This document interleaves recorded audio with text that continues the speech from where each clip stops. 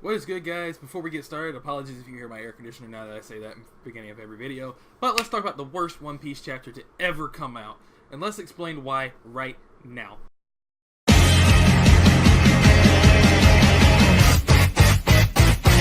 信じているものはあるかい影も形もなくて構わない思い出してよ僕らの日々を光を放つ君の胸の中で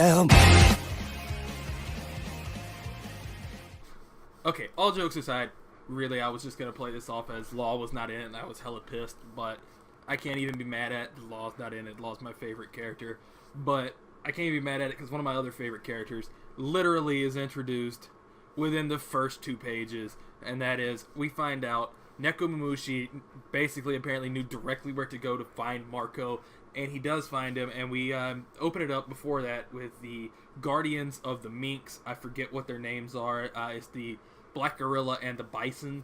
I think the Black Gorilla is called like Black Mane or something like that, or and we get a little flashback into Marco the Phoenix trivia like we got during Reverie, and basically it just explains where we saw Marco. He was the 1st Division commander.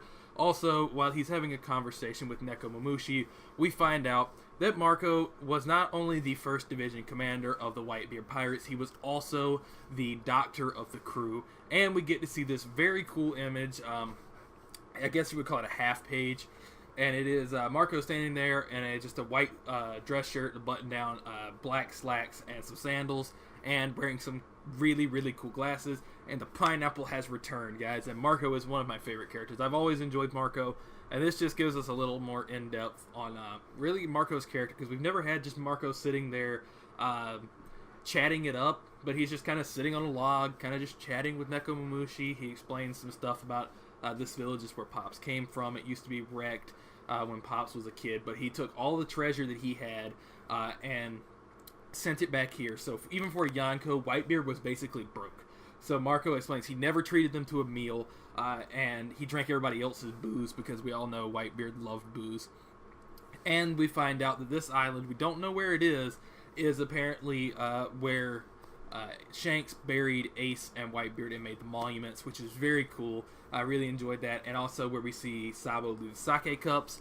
Also another fun fact that was pointed out to me, Marco is apparently healing one of the manticores from like impelled down. This may be the island where they come from, which would be kind of cool. If not, this is just like a manticore that Whitebeard maybe rescued or something, and it just lives on this island with the rest of them.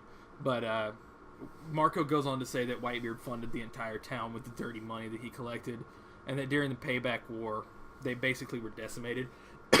Sorry guys, my throat's getting a little scratchy. And then he begins to tear up and talking about the booze and all the never treating them to a meal, but we all know Whitebeard was a really, really stand-up guy. Reason he was the coolest Yonko is he basically just treated his entire crew like a family. That's why he took it to heart when that one crew member betrayed him. I can't remember what his name was. And that he was sent Ace, or not really sent Ace, but allowed Ace to track down Blackbeard in attempts for revenge. But the next panel, we get to introduce to Wano Country, which looks really cool. The art is spectacular. The backgrounds are amazing. And on the first page of entering in Wano, or the second page of entering in Wano, we found out that Frankie's putting his carpenter skills to work. Frenosuke Carpenter. And basically they are all undercover. Usopp is basically like trying to sell snake's oil. And he's called Usohachi. And we find out Robin's a geisha. And Orobi. We also get why they're undercover. It's Kinemon and Kanjuro and Raizo, that's his name, are basically explaining the government here would try to kill them if they knew who they were. And basically said, we will hide. And Kinemon makes them the outfits and all that. And they're undercover. Excuse me, guys. But now we get to where the name of the chapter, which is Seppuku. I didn't say that at the beginning of the video.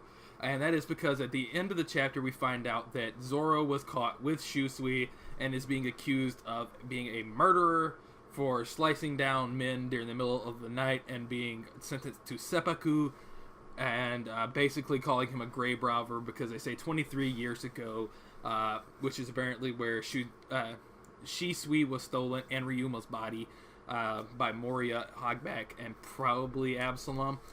But they're telling him that if he was honorable, he would just commit seppuku, but then they piss him off by talking about Shusui, because of course they do not know what the crap they're talking about when they say that Zoro stole it. Zoro actually won it from a duel from Ryuma himself. So Zoro is pissed off and kind of pulls a Mihawk with the little dagger they give him to commit seppuku, and he kind of just slings his hand back and just cuts the little temple or the shrine in half and just slits the guy's throat like nothing.